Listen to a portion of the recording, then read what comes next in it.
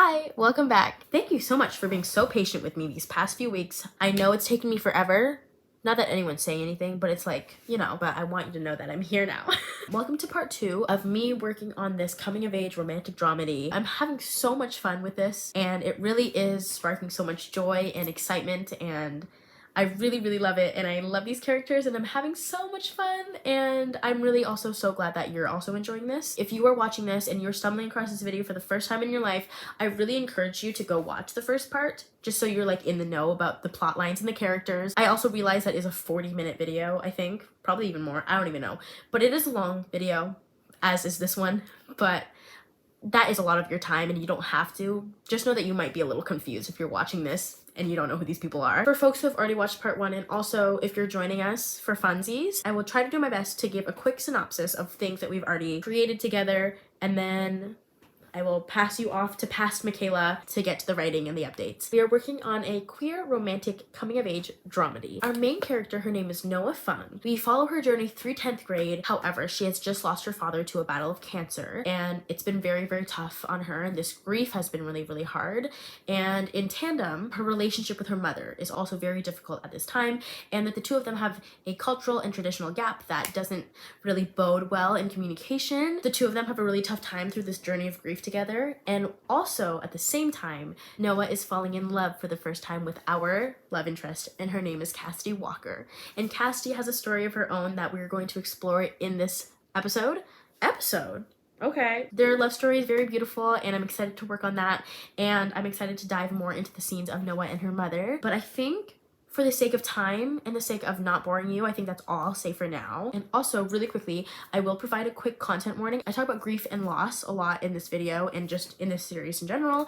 And 2 and 3, there is a scene that I talk about with one of our characters coming out for the first time. And I know coming out can also be a very sensitive topic because it's hard and scary and difficult. And if at any point you're watching this and you're like, I gotta go, I'm tired, do what you need to do, I will be here.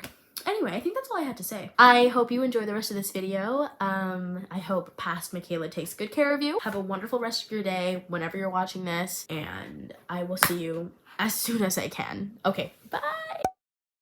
Hey everyone, I hope you can hear me. I decided to come to a park this afternoon because it is 19 degrees, 19, which I think, frankly, is a little bit absurd for March. It's not time for this weather yet.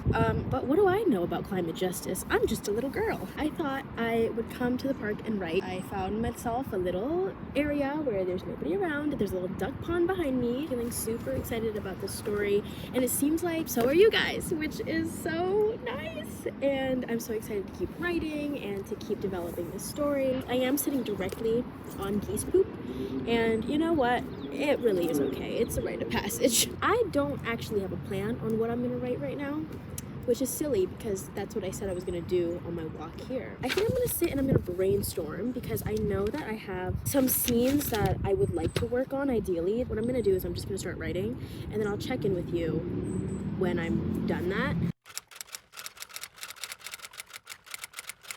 Okay, hello everybody. I have some updates. This is what I have so far. It's not that much, but I have a lot more in my head. I would love to share with you what I have so far. I dedicated a lot of that time working on Cassidy's character, so all of this is just about Cassidy and who she is, why she is an important love interest, and why we should care about her. Obviously, we love Noah, we care about her, she's our protagonist, but we also need to love our love interest and care for her as well. My first question is, how does Cassidy know Noah? Because when they meet in the bathroom, she's like, your name's Noah, right? Like, you're Noah. And Noah's like, yeah, oh my god, you're so pretty, why are you talking to me? She doesn't actually say that, but how do they know each other? And I'm saying this now, be mindful that there are going to be a lot of changes, and so if you're really tied down to a story concept or a plot point, just be forewarned that maybe they might not exist to the final completion of this project. Such is life, you know? But anyway, I have this idea of Cassidy. Like, ideally, Cassidy should know who Noah is, and Noah should know who Cassidy is. Like, I do like that there's this meet cute of, oh my god, that girl is so pretty in the gymnasium, but like, she must know Cassidy, you know? Rather than they don't know each other at all, they know of each other. And how does Cassidy know Noah? Well, I have this idea of when Cassidy was growing up, her and her family, they would order from Noah's family's restaurant all the time. That's like their go-to, like, mom didn't have enough time to make chicken casserole, we're ordering from Noah's family's restaurant. However, Cassidy's parents have divorced. I don't know why they're divorced yet, but we'll find out together. Her dad right now lives in California, and Cassidy already has this game plan. As soon as she's graduated from high school, she's out to California. She's gone from here. She wants to be where her dad is. But what's really important here is the introduction of Cassidy's stepfather. Piece of shit. That's all I have to tell you. Just kidding, I have more. I wrote down, where is it? What did I write? I wrote, her stepdad works in real estate.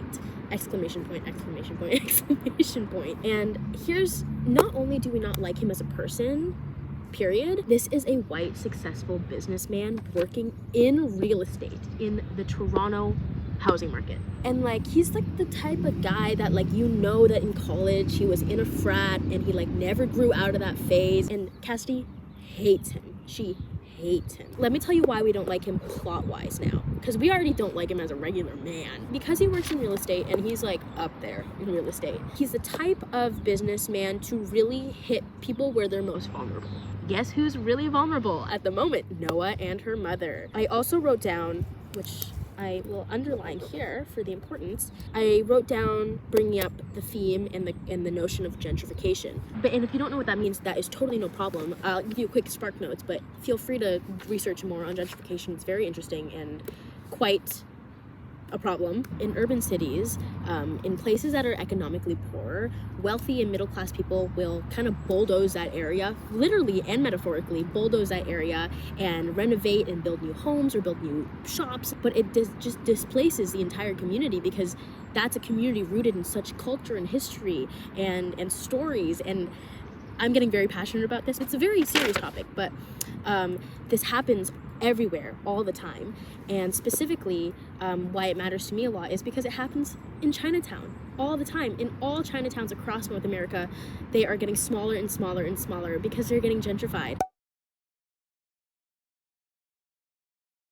Anyway, so I say all this to say, Noah and her mother are in a state of extreme vulnerability right now, not only emotionally, but financially as well. I do want the idea of community to be in this film because community is something that's really important to me as well. And guess who doesn't care?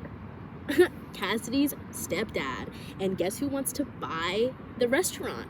Cassidy's stepdad. Obviously, we don't want that to happen, but he wants that to happen because he obviously is the king of gentrification. He symbolizes everything that gentrification is. With that being said, Cassidy is also quite upper middle class as well, so let's not forget that. Even though this is for young adults, I really truly don't think there's any bad time to like bring up privilege and to talk about privilege and to understand how that makes you who you are. I think knowing your privilege and where you stand in this world is a very crucial and important thing. I know at some point Cassidy figures out that her stepdad is trying to buy this property, and I don't know if that is before or after they meet each other, but I do know that she's gonna figure out before they end up falling in love. I want to know how she finds out and how she knows. Since she's not our main character, it's difficult because we can't really, I mean, I guess it's all made up. I can do anything I want, but this is not Cassidy's story, right? Like that, we're not watching this through Cassidy's eyes, we're watching it through Noah's. And so a scene of her figuring out that her stepdad is trying to buy the property without Noah being there feels a little out of place. I feel like it's something that we need to keep hidden and something that we all need to figure out as a collective audience. But I could also change my opinion. So what I do know as a plot point is that Cassidy is gonna find out and she's gonna know about the plans of buying this restaurant, and obviously doesn't want this to happen because also this restaurant means a lot to her too. Let's not forget, she would always eat at this restaurant. What I think is so beautiful is that Noah and Cassidy have been connected by her father's cooking, his sense of community and his sense of food. They have been connected since childhood, and they just never knew it. So I think it's just such a beautiful thing for people to be connected in a way that they're gonna find each other again when they're older. But also what I'm worried about too is I don't want this to be white saviory. Like, I don't want Cassidy to be the white girl that saves the day. That's not what's gonna happen. So with that being said, perhaps, actually, I changed my mind. Perhaps it's something that, oh, I'm in the sun now.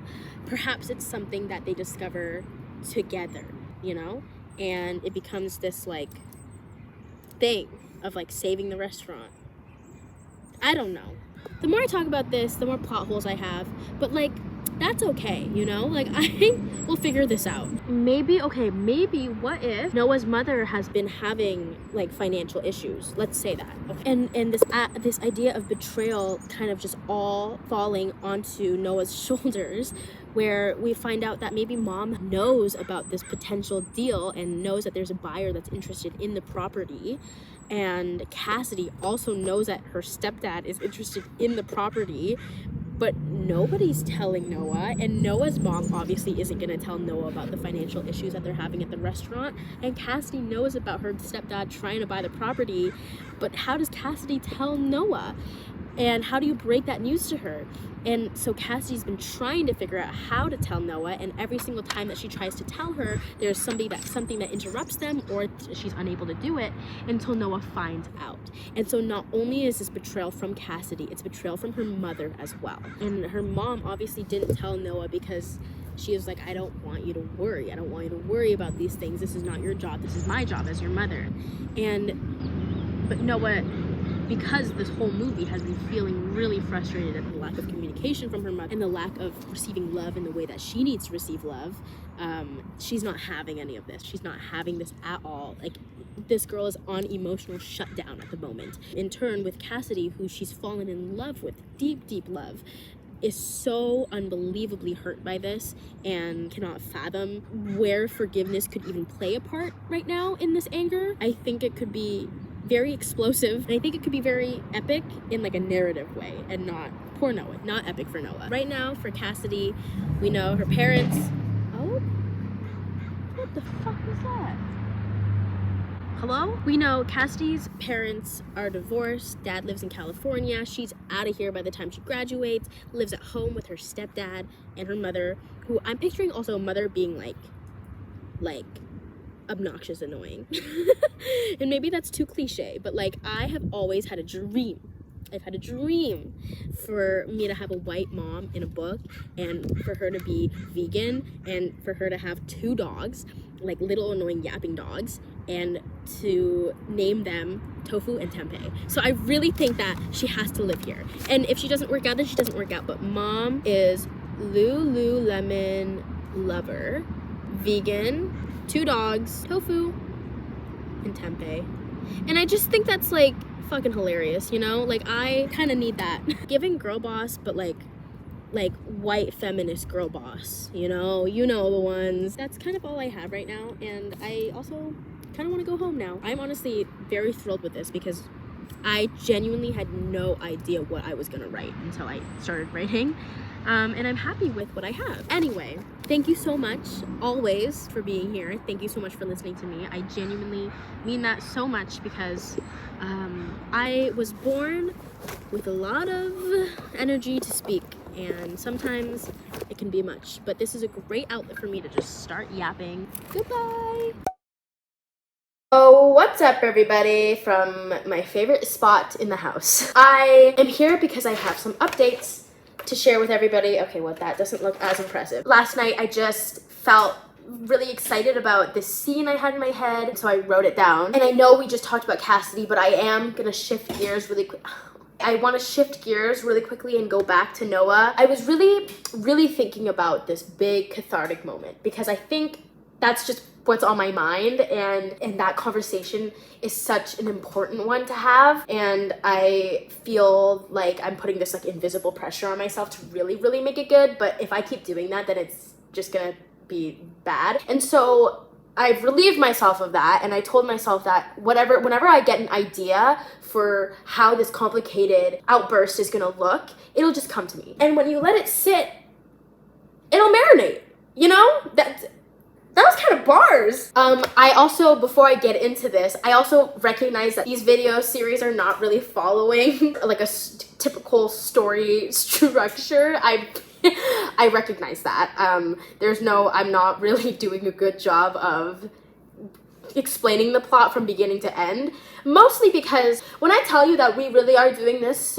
as it comes, it really genuinely, as authentically as possible, is just happening in this very natural pattern. It's true that I don't really have a narrative structure at the moment. I feel typically my weak spot in writing is that I have a lot of ideas and then the plot, you know, is not it needs a little help. And not that anyone's critiquing my writing style or like the process of writing, but I just wanted to make that known. Just so if it's on anybody's mind, it's also on mine. Now, with that being said, I would love to jump into the scene that I'm imagining with this massive blow up fight. I am picturing right now, just as a placeholder, that this has to do with Cassidy's stepdad trying to buy the property, and then Noah and Cassidy figuring out a way to like try to put an end to it. What am I doing with my hands? Trying to put an end to it, and her mother is really upset by this, and this is like Noah and Cassidy trying to put it in their own teenage hands to solve this problem. Something goes on, something blows up in Noah and her mother's faces,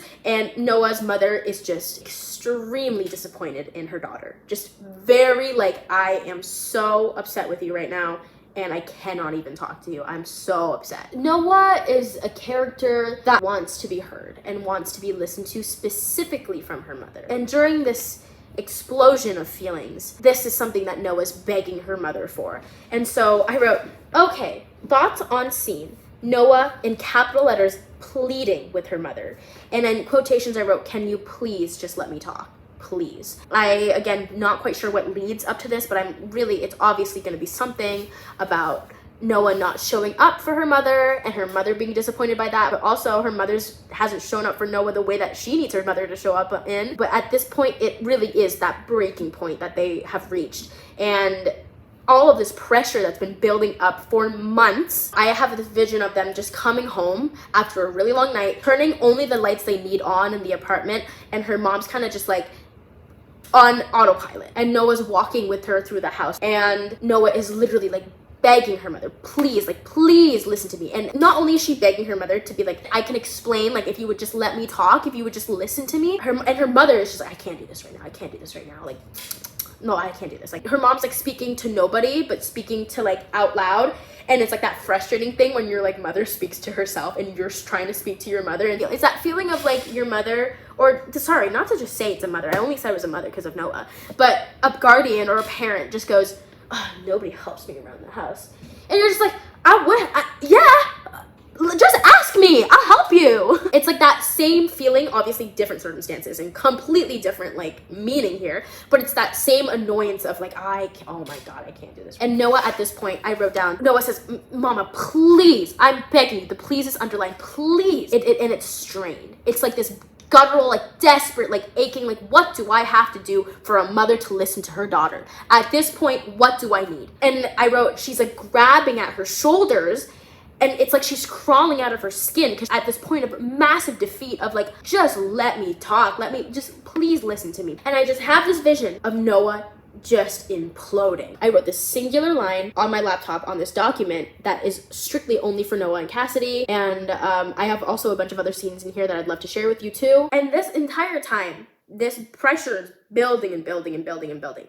And Noah is so close to just reaching a point of no return. And within the scene, she reaches that point. Her mom makes some kind of comment and she says something, or her mom says nothing. And that triggers her to completely implode. And I wrote, the room shifts, the air curdles, and Noah feels something within her detonate.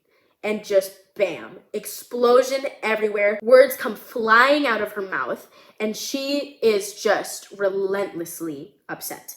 And as she should be, you know, as they both should be. It's the kind of pain and crying and sobbing where the words are like pouring out of your mouth, but you can't really control the movement of your mouth, and you're desperate for breath, and you're like screaming, crying, and you're hysterical is what I'm trying to say. It's a very human feeling, and I'm sure all of us have had some kind of release like this, you know, either in front of your parents, in front of your friends, in front of yourself. I don't know. And she's like, oh my God, what do I need to do for you to talk to me? What do I need to do for you to look at me? Like, every time you look at me, it's like you don't even want me here. And it's like, I feel like I've done something wrong. I don't know what I'm doing wrong. And I don't even know how to explain to you that I'm doing my best. The way that I'm screaming at you right now, it's like, you don't even know who I am. You don't even ask me questions. You don't ask me how school is. You don't ask me anything.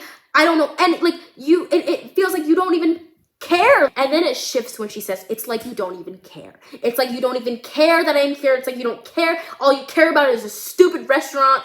And then she says, it's like you don't even care that Dad's gone. It's like you don't even care that he died. You don't even care. And she goes, he's gone. He's gone. She's screaming, crying. She's like, he's gone. He's gone. And you don't even care. And the apartment's like dark, by the way. Like, only the kitchen light is on. And it's Noah fully pouring out everything that she's been wanting to say for the entire duration of the movie. And it's all out on the table. She's in a complete state of vulnerability. And you're kind of just like, oh, what the fuck is about to happen right now? Oh my God. And her mother listens to all of this and she completely loses it. And by losing it, I mean she just breaks down into full sobs and she starts to weep. And her mother's just crying and crying and crying. And I said, she falls to her hands and knees and she starts to sob and she starts to weep. And Noah, who has not seen this emotion from her mother since his death, is at a complete and utter loss for words. And I wrote, fingertips pressed to her lips, eyes rimmed red from her own crying. And I just think about the times when I've watched my own mother cry or somebody really important to me cry. And you think that this person is invincible and they don't cry. Like, to be a child and watching your parent cry is a very, and I hope, not that I hope we've all experienced this, but I'm sure that we have experienced some form of this where somebody that's really important to you, who is kind of your emotional support and your rock, and they lose it and they start to cry and you realize that, like, oh my God, we're all human and we all experience emotions very differently. And oh my God, and I didn't know that you were feeling like this. To see, like, to be a child and to see your parent in a state of also complete vulnerability and both of them are sharing this very human moment together is a lot. And additionally, it's a lot for a grieving child to experience. I'm gonna take a little quick pause here because I have this idea that Noah's mother didn't cry during the funeral. And not because Noah's mother is an emotionless, heartless person. I'm not going to cry at the funeral because I need to put on a brave face for my daughter. I need to not show emotion. I need to not cry about this. I need it to be, you know, Noah can't see me crying about this. Noah can't see this. It's too much and she's already lost her father, and to see me in a state of weakness, like, that's not what I want for her. And so it was a very deliberate decision to not cry at her own husband's funeral. But she cried behind closed doors. She cried every single night. She's crying now. And that just cannot be lost on us because it's crucial to who they are as people. And Noah's understanding of this, she's not going to see it through the lens of her mother, which is, I'm doing this out of strength. Like, this was a very emotionally strong decision to make on her mother's part and in her mother's thinking. Noah's not going to see it like that. Her mother now, flash forward back to this scene, her mother now is in a state of complete just brokenness. And I wrote, and her mother starts to speak, but not to Noah. She's crying out, and she's crying out to her husband. And she's begging him to help her. The way that she's screaming out for help and she's begging her husband to help her find her way through this is also really indicative and showcases that she has been doing this since his death. He has been her rock pre and post-mortem, and she has always been asking him for this guidance. What am I doing wrong? Please help me. I don't know what to do without you. I'm so lost without you. And she's crying and she's crying, and Noah's just like, oh my God, oh my God, oh my God. And to go from this heavy emotional release to a complete shock, that would make my brain short circuit. She's watching this happen. She's looking at her mother crying, sobbing on the floor, and she's just kind of like, what do I do? And the more she looks at her mother, the more she looks at how much she just looks like also a scared little girl, somebody who also has gone through a lot of hard change. And for a good long moment, Noah is looking at her mother and she is seeing herself. The really tough thing about generational trauma is it's very hard to understand where somebody's coming from when you are in a place of pain, but it's even harder to understand it and to acknowledge that this is a cyclical pattern that cannot be continued. The way that Noah's looking at this is that her mother isn't there for her the way that she needs her to be. And the way that she's looking at her mother crying on the floor right now is this connection of, what was your mother like when you needed her? Because clearly there are a lot of emotions that you have been suppressing, girly pop, that has not been productive and fruitful to your mental health and just your process of grieving and also life and just communication. And how does your past and lived experiences shape your behaviors? And so when Noah looks at her mother now, it's like this moment of understanding of, okay, you're not giving me the response that I want right now, but you're giving me a response, and you're giving me an emotional one. Obviously, I know I don't want this to be like a scene where Noah's trying to, like, she's bearing her soul and her mother just starts to cry to guilt trip her.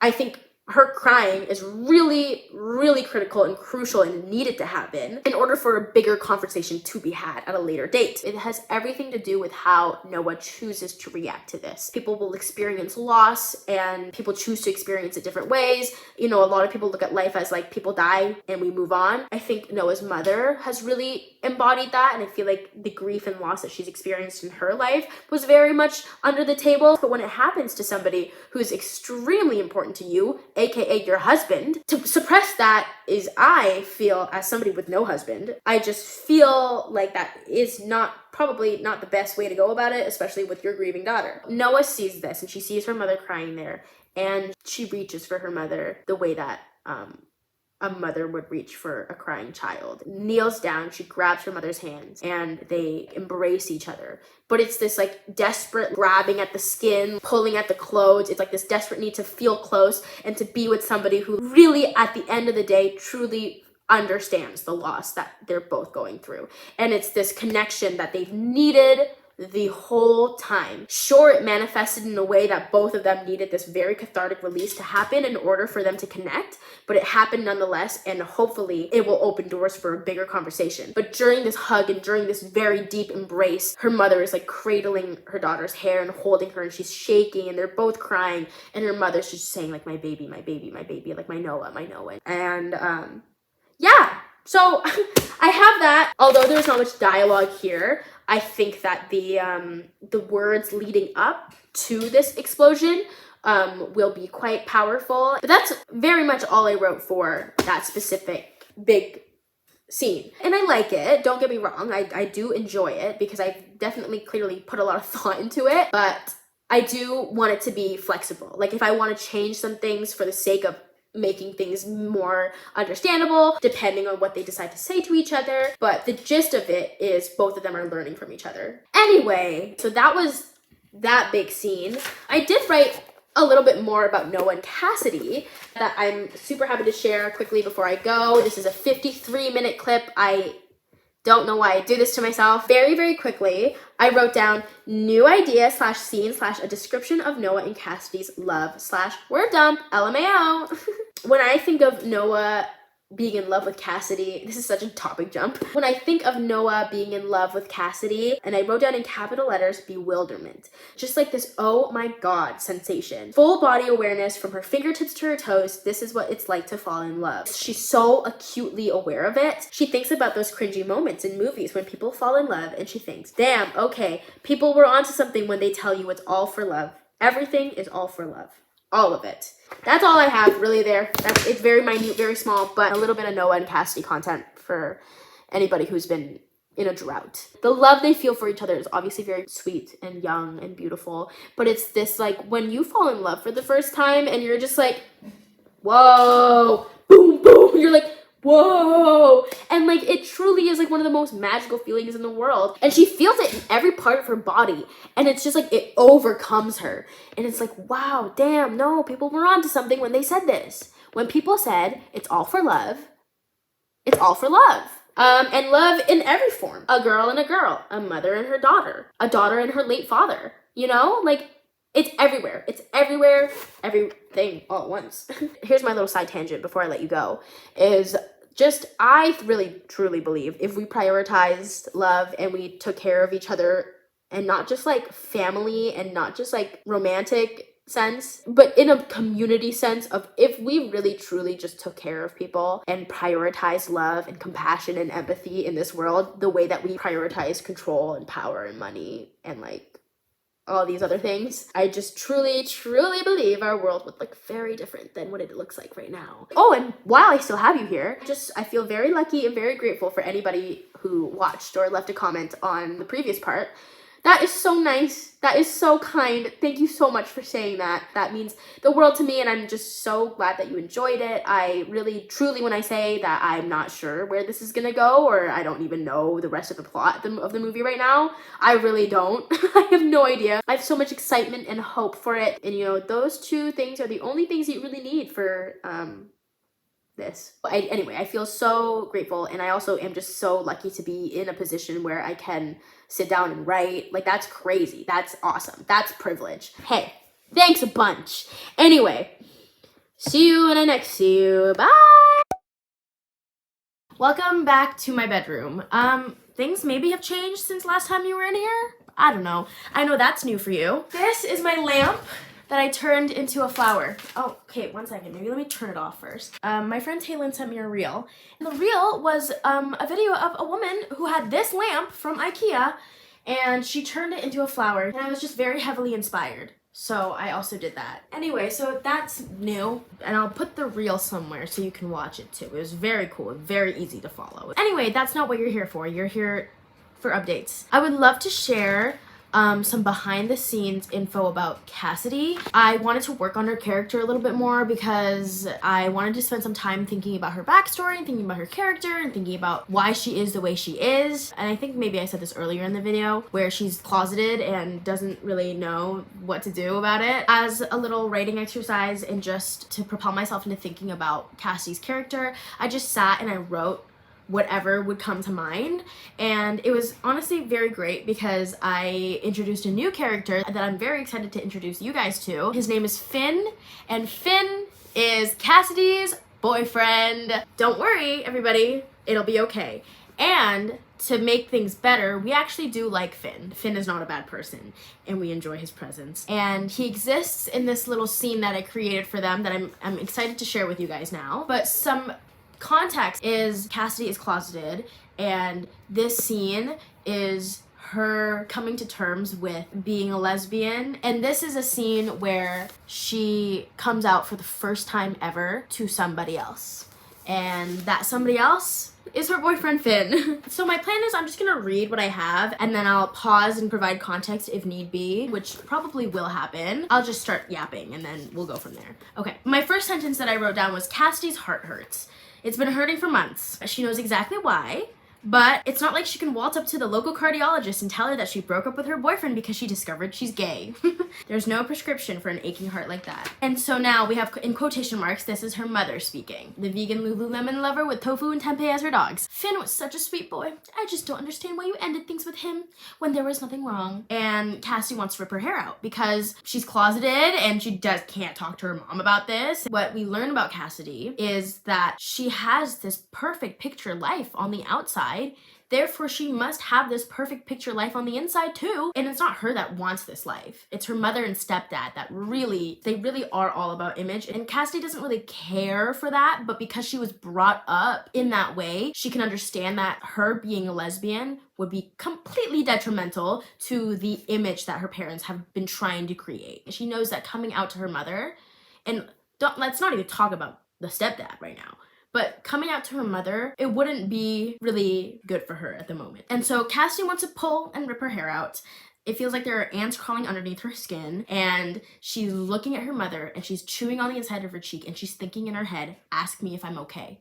Ask me if I'm okay, Mom. Because she thinks in her head, if my mom asks me if I'm okay right now, then maybe, just maybe, I'll be able to open up to her. And what's really interesting here is the parallels between Noah's mom and Cassidy's mother, and how both daughters are going through problems with their mothers, completely separate, very different. It's still this mother-daughter relationship that feels really strenuous and complicated in varying ways, and both of them have these issues that are going on. I want to also add that I don't want a plot line of Noah's to be that her parents are homophobic. Her parents are very chill with her being gay. Like, they have a gay daughter. You know what I mean? Like, they know that and they're cool with that. That's not the problem. They don't care about that. And I also just know that her dad, Noah's dad, loved that. This is my lesbian daughter. Yes. Like, Noah's dad would have been the type of dad to like give free Chinese dad hugs at a pride parade. You know, like, I just know that he would have been the type. Anyway, rest in peace. The realm of homophobia and internalized homophobia is an issue that Cassidy is dealing with. Let's go back to this now. If she stares at her mother long enough, she wonders if she'll be able to see through her. I phrased that really poorly, but what I meant was, if Cassidy stares at her mother long enough, Cassidy wonders if her mother will be able to see through her and see that her daughter is not and will never be who she wants her to be, and that being her carbon copy would be her living nightmare. Obviously, Cassidy's mother, this rich white mom in Toronto suburbia, with this picture perfect life, with all this wealth. Look at me in my beautiful upper middle class home with my very wonderful husband and my beautiful carbon copy, conventionally attractive daughter with her equally as conventionally attractive boyfriend. You know? The thing is, like, Cassidy's mom loves to chit chat about this because she's also the town gossip. Like, you know what I mean? Like, she's got the dirt. Cassidy's mom is obviously running her mouth about how wonderful her daughter is and how beautiful Finn and Cassidy's babies are gonna be. Cassidy's just sitting here inside being like, that sucks because I'm actually a lesbian. But she can't say that to her because obviously. And then I go into hers and Finn's relationship, but only the day that Cassidy breaks up with him, because she comes out to him. And so I had written, her relationship with Finn was a beautiful one. Truly, it was. It was, guys, it was. He was nice, kind, handsome, and the last man she will ever date. And there is nothing more terrifying and liberating than that. And here's Finn talking. He was Cassidy, Cass. I can't say this out loud. He was Cassidy, Cass, baby, what's wrong? I don't like that. Also, I'm not an actor. So when I'm saying these lines, I'm not saying them the way that I want them to be said. I hope that's okay. I hope you guys know that. I'm just saying them as factual things. He said baby, but he didn't say baby like that. He didn't say baby the way I said baby, okay? He said it like lovingly. And he's asking her this because they were in the middle of making out / being intimate. And Cassidy couldn't hold it in anymore. It wasn't fair to Finn. And it wasn't fair to her. And she cried. And oh, how she cried. And when Finn cradled her face with his hands and brushed the hair out of her face and asked her soft and quiet, "Did I hurt you? Did I do something wrong?" her face crumpled and she sank into him because she didn't know how to say it. Because saying it would make it real. And Cassidy didn't know if she could carry that truth right now. But isn't she already? And so then now Finn has such a sweet moment where he says, "Cassidy, you gotta talk to me. I'm here, okay? I'm always gonna be here. You're the most brilliant girl I've ever met, and whatever it is, I'll be right here for you." This poor kid, he doesn't know what's coming. And God, it hurts. Pain is so cruel. "I love you," he says. "I love you, Cass." Not the "I love you." Oh no. He loves her. He genuinely loves her. And we love Finn. As I'm telling you as an audience member, we love Finn. I don't want Finn to be like the asshole dude and he's an asshole because his girlfriend broke up with him because he's a lesbian. You know? He's not a lesbian, she's a lesbian. And I like the name Finn. I don't think I've ever met a bad Finn. So he confesses his love to her and she just loses it. And the pain breaks through her shattered heart and rips through her throat. And now this is Cassidy talking. She goes, "Finn, I think I'm a lesbian." Oh God, and for a moment there is silence. And when she feels Finn wrap himself tighter against her, the cry that she lets out is guttural. Because that's all she needed, you know? Like, for a moment, just close your eyes and imagine yourself being around that age group. Does not have to be 16 years old, but in a state of complete vulnerability and saying something that could unfortunately ruin a friendship or ruin something. And even if they weren't dating, like, coming out is not an easy thing to do. And it's just one of the most terrifying feelings in the world.